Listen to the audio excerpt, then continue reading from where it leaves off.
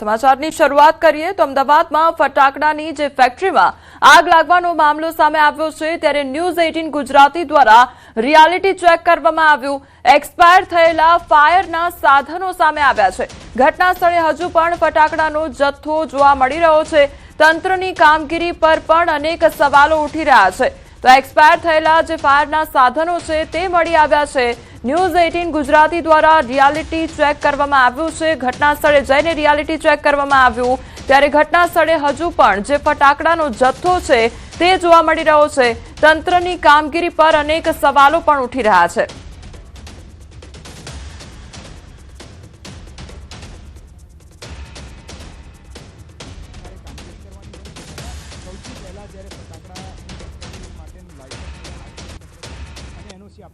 અમદાવાદના વસ્ત્રાલ ટીપીમાં આવતા મહેમદપુરા ગામની સીમની અંદર જે ગત બપોરના સમયે ફટાકડા બનાવતી મેન્યુફેક્ચરિંગ કરતી ફેક્ટરીમાં વિસ્ફોટ થયો તેના કારણે 9 લોકોના નિર્દોષ જે મજૂરોના છે તેના મોત થયા છે. જ્યાં હું ગ્રાઉન્ડ રિપોર્ટ આપને બતાવી રહ્યો છું જે આખી કરુણાથી ગત બપોરે આ ઘટના બની હતી. જોઈ શકાય દ્રશ્યોની અંદર કે કઈ રીતની એ કરુણા બની હતી કે જે ઘટનાની અંદર 9 નિર્દોષ લોકોના અહીં મોત થયા છે. કારણ કે સામાન્ય લોકો અહીં મજૂરી કરવા માટે આવ્યા હતા અને તે લોકોના અહીં મોત થયા છે. અનેક લોકો ઘાયલ થયા તેની હાલ અહીં સારવાર ચાલી રહી છે. પોલીસે તપાસ હાથ ધરી છે પરંતુ સવાલો અનેક બની રહ્યા છે. જે આ પ્રકારની ઘટનાઓ બને છે ત્યારબાદ જ કેમ તપાસ થતી હોય છે, ત્યારબાદ જ કેમ કાર્યવાહીના દાવાઓ થતા હોય છે. પરંતુ સવાલ એ થઈ રહ્યો છે કે આ પ્રકારની જે મેન્યુફેક્ચરિંગ કરતી જે ફેક્ટરીઓ છે એ ફેક્ટરીઓ આ પ્રકારની અવાવરૂ જગ્યા ઉપર કઈ રીતે બની રહી છે. હું આપણે જે દ્રશ્યો બતાવવાનો પ્રયાસ કરીશ કે મુખ્યત્વે ફાયરના, કારણ કે ફાયર એ મહત્વપૂર્ણ પાર્ટ હોય છે આની અંદર. કઈ રીતે મંજૂરી મળતી હોય છે જે કહી શકાય કે હું એક દ્રશ્યો બતાવવાનો પ્રયાસ કરી જોઈ શકો છો કે આ જે ફાયરનું સાધન છે અને આ પોર્ટેબલ વોટર જે કહી શકાય કે પોર્ટેબલ આ સાધન છે. પરંતુ એમાં એક્સપાયરી ડેટ આપ જોઈ શકો છો કે એક્સપાયરી થઈ ગઈ 2024માં જ સંપૂર્ણ રીતે આ એક્સપાયર થઈ ગયું હતું. આ તે પ્રકારનું અહીં ખુદ સ્ટીકરમાં છે. માત્ર ખાલી જે માલિક છે તે માલિક દ્વારા અહીં ખાલી માત્ર શોભાના ગાંઠિયા સમાન આ બનાવીને મૂકી દેવામાં આવ્યું. આવા એક નહીં પરંતુ 2 અલગ અલગ જે પોર્ટેબલ જે કહી શકાય કે એ પોર્ટેબલ અહીં આ પ્રકારના સાધનો છે ફાયરના તે મૂકવામાં આવ્યા હતા. જે હું આપણે દ્રશ્યો બતાવી રહ્યો છું એ ગ્રાઉન્ડ રિપોર્ટ બતાવ્યો છું. સંપૂર્ણ પ્રક્રિયા એવી હોય છે કે જે પેસોનું રજીસ્ટ્રેશન કરવું એ ફરજિયાત હોય છે. પહેલાં જે ફેક્ટરી માલિક છે તે પેસોમાં પણ રજીસ્ટ્રેશન કરતા હોય છે. ત્યારબાદ ત્યારે જ તેની અરજી થતી હોય છે કે તેમાં તે કેટલો પ્રકારનો જે દારૂગોળો છે તે દારૂગોળો છે તે અહીં બનાવવાનો છે, કેટલું ત્યાં એનું માત્રા રાખવાની છે તે પ્રકારની આખી પ્રક્રિયા હોય છે. ત્યારબાદ એને આખું ડ્રોઈંગ દેવાનું હોય છે કે કેટલા ચોરસ મીટરની અંદર એ પોતાની જે ફેક્ટરી છે તે ફેક્ટરી અહીં બનાવવાનો છે. આ દ્રશ્ય જોઈ શકો છો જે ફાયરના સાધનો છે એકદમ ખાલી માત્ર શોભાના ગાંઠિયા સમાન હતા. કોઈપણ પ્રકારની જે એક્સપાયરી ડેટ એ તમામ જે સાધનો છે તે સાધનોમાં અહીં જોવા મળી રહી છે. દ્રશ્યોમાં પણ જોવા મળી રહ્યું છે કે કઈ રીતે આ પ્રકારની મોટી બેદરકારી છે જોવા મળી રહી છે. જે fire executor portable type and trolley type આ તમામ પ્રકારના ફાયરના સાધનો હતા. પરંતુ માત્ર ખાલી કહેવા ખાતર જ એ તમામ સાધનો અહીં મૂકવામાં આવ્યા હતા. એ પ્રકારની વાત ફટાકડા અહીં બની રહ્યા હતા. અને દારૂગોળો એની એક માત્રા હોય છે, તેના નિયમો હોય છે કે કેટલા પ્રમાણમાં દારૂગોળો અહીં રાખવો, તેના લાયસન્સ કઈ રીતે લેવા, તેની એનઓસી કઈ રીતે લેવી, આખી એક પ્રક્રિયા હોય છે. પરંતુ કોઈપણ પ્રકારની પ્રક્રિયાનો જે ભાગ છે તે લેવામાં નથી આવ્યો. દ્રશ્યમાં જોઈ શકાય છે કે ખાસ જે આખો જથ્થો છે એ જથ્થો અહીં કેટલો છે, એસ્ટેટની મંજૂરી લેવી ન લેવી એ તમામ પ્રકારના નિયમો છે તે હાલ અહીં બનાવવામાં આવ્યા છે. ખાસ કરીને પહેલાં પેસોનું રજીસ્ટ્રેશન કરવું ફરજિયાત હોય છે. તેમાં પણ અનેક પોતાના ડ્રોઈંગ છે તે મૂકવાના હોય છે. ત્યારબાદ એ જગ્યા એને થઈ છે કે નથી થઈ કે ખેતીલાયક જગ્યા છે તે અહીં સાબિત કરવાનું હોય છે. ત્યારબાદ જે પ્રક્રિયા હોય છે કે એને થયા બાદ એ જમીન ત્યારબાદ એ ફાયર પાસે આખી સંપૂર્ણ ફાઇલ છે તે જતી હોય છે. અને ફાયર તેમાં કેટલા સાધનો તેને રાખ્યા છે કે નથી રાખ્યા તે પ્રકારની તપાસ કરતી હોય છે. ત્યારબાદ જે પોલીસ વિભાગ છે તે તેની મંજૂરી છે તે આપતું હોય છે. ત્યારબાદ જ જિલ્લા કલેક્ટર જે ઓફિસ છે તેમાંથી જેનો ઓલાયદો એક વિભાગ હોય છે તે વિભાગ દ્વારા તેને એનઓસી છે તેને જે મંજૂરીની મહોર છે તે અહીં આપવામાં આવતી હોય છે, પરંતુ સવાલ એ થઈ રહ્યો જે રીતે દાવાઓ થઈ રહ્યા હતા કે આનું લાયસન્સ છે તે રદ થઈ ગયું હતું, લાયસન્સ તેની પાસે ન હતું, તેમ છતાં પણ કેમ ઘણા સમયથી આ પ્રકારની ફેક્ટરીઓ છે તે મેન્યુફેક્ચરિંગ કરતા જે ફટાકડાઓ છે ફેક્ટરીઓ કેમ ચાલી રહી, કોની રહેમ હેઠળ આ ફેક્ટરી ચાલી રહી હતી એ સૌથી મોટો તપાસનો વિષય છે. પરંતુ સવાલ ઘણા બધા ઊભા થઈ રહ્યા છે. જે તમામ નિયમોનું પાલન કેમ નથી થયું, ફાયરના સાધનો માત્ર શોભાના ગાંઠિયા છે, તમામ એક્સપાયર થઈ ગયા છે, જે વિસ્ફોટક વસ્તુ અહીં મૂકવામાં આવી હતી તેનું માત્રા કેટલું છે તે હવે હાલ એફએસએલની તપાસ બાદ જ ખ્યાલ આવશે. પરંતુ તેને જે લાવ્યો હતો, જે માલ સામાન અહીં મૂક્યો હતો તે પણ કોઈપણ પ્રકારની મંજૂરી અથવા કોઈપણ પ્રકારના સરકારી કાગળિયા તેઓ નથી કર્યા, તે પણ અહીં સ્પષ્ટ થઈ રહ્યું છે. ને આ પ્રકારની અમદાવાદના પરિસરની આસપાસ, વિસ્તારની આસપાસ અનેક ફેક્ટરીઓ ધમધમી રહી છે, જે ફટાકડા બનાવી રહ્યા છે. સવાલો થઈ રહ્યા છે કે કેની ઉપર હવે કાર્યવાહી ક્યારે થશે, કારણ કે અનેક લોકોના જીવ છે તે હાલ અહીં ગુમાવવાનો વારો આવી રહ્યો છે. ને માત્ર ગઈકાલની જે ઘટના છે તેની અંદર 9 નિર્દોષ જે મજૂરો હતા જે અહીં કામ કરી રહ્યા હતા તેઓના અહીં મોત થયા છે. હવે આના માટે જવાબદાર કોણ? તંત્ર, પોલીસ, ફાયર વિભાગ, એસ્ટેટ વિભાગ કે સરકારની નીતિ? એ સૌથી મોટો સવાલ છે. કેમેરામેન પંકજ મકવાણા સાથે પ્રણવ પટેલ, ન્યૂઝ 18 અમદાવાદ. તો અમદાવાદના ગતરાડ રોડ પર આવેલી મહેમૂદપુરામાં ગેરકાયદેસર રીતે ધમધમતી ફટાકડાની ફેક્ટરીમાં લાગેલી ભયાનક આગ મામલે ચોંકાવનારો ખુલાસો થયો છે. મેહુલ ડોડિયા, તેની માતા સાદિક સૈયદ અને પોલીસ તપાસમાં જે સામે આવે તે લોકો વિરુદ્ધ રામોલ પોલીસ સ્ટેશનમાં ગુનો દાખલ કરવામાં આવ્યો. તો પોલીસે આરોપી મેહુલ ડોડિયાની માતા સામે પણ ફરિયાદ નોંધી છે.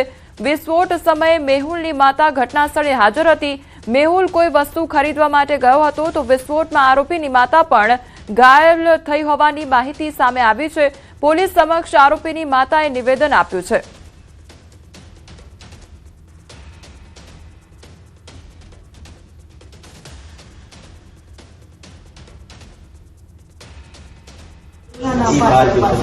मेहुल ने पूछा मेहुल क्या आता है? मेहुल सामान लेवा गयो मोबाइल नहीं पड़ो.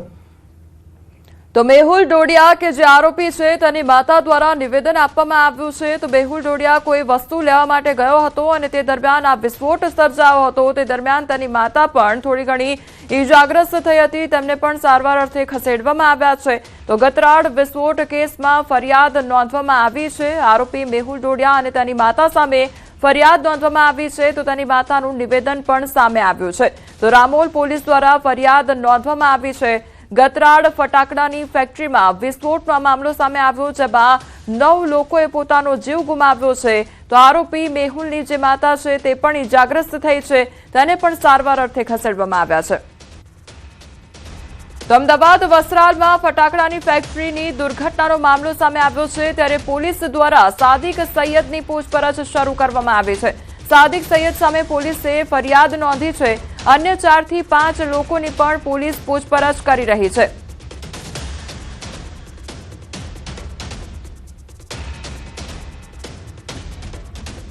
તમારી સાથે હાલ સંવાદદાતા ઋત્વિજ જોડાઈ ગયા છે. ઋત્વિજ, હવે સાદિક સૈયદની પણ પૂછપરછ કરવામાં આવી રહી છે. શું મોટા ખુલાસા થઈ શકે છે?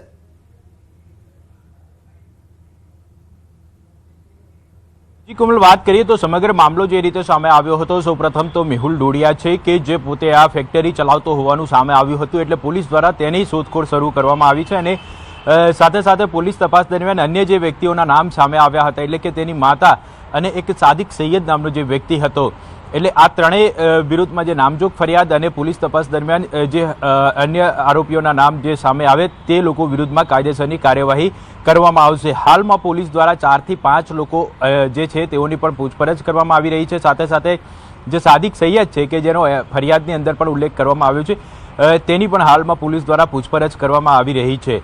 એટલે અલગ અલગ મુદ્દાઓને લઈને હાલમાં પોલીસ તપાસ કરી રહી છે. જો સાથે વાત કરીએ તો જે મુખ્ય આરોપી છે તેને પણ હાલમાં શોધવા માટેની તજવીજ છે તે પણ પોલીસ દ્વારા શરૂ કરવામાં આવી છે. એટલે આરોપીઓની પૂછપરછ દરમિયાન અનેક ચોંકાવનારા ખુલાસા થઈ શકે તેવી શક્યતા રહેલી છે, કારણ કે જે ફેક્ટરી છે તેનું લાયસન્સ ઓલરેડી રદ કરી દેવામાં આવ્યું હતું, તેમ છતાં અહીં આ જે ફેક્ટરી છે તે ધમધમી રહી હતી. એટલે કેટલા વખતથી આ જે ફેક્ટરી તે ધમધમી રહી હતી, કયા કયા કારણોસર આ જે વિસ્ફોટ થયો હતો, બ્લાસ્ટ થયો હતો, તો કયા કારણથી થયો હતો તે એક સૌથી મોટો તપાસનો વિષય છે. એટલે કારણ જાણવા માટે પોલીસ દ્વારા FSLની પણ હાલમાં મદદ લેવામાં આવી છે અને FSLનો રિપોર્ટ પણ મહત્વની ભૂમિકા ભજવી શકે છે, કારણ કે FSLના રિપોર્ટ બાદ હકીકત જાણી શકાશે કે આખરે જે બ્લાસ્ટ થયો હતો તો કયા કારણોસર આ બ્લાસ્ટ થયો હતો.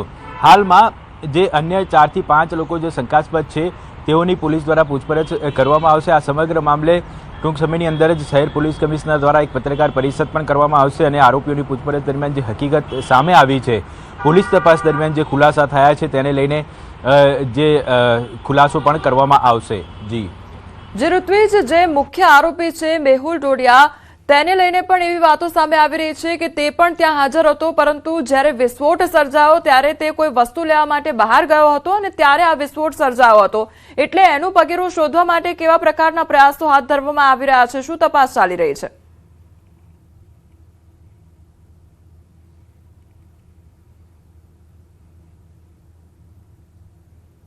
અંદર ઈજા પહોંચી હતી એટલે તેને LG હોસ્પિટલ સારવાર માટે ખસેડવામાં આવ્યા હતા. એટલે પોલીસ દ્વારા તેની પૂછપરછ કરવામાં આવી હતી અને તેની પૂછપરછ દરમિયાન એક એવી હકીકત સામે આવી હતી કે જ્યારે આ બનાવ બન્યો હતો ત્યારે મેહુલ છે તે કોઈ વસ્તુની ખરીદી કરવા માટે બહાર ગયો હતો.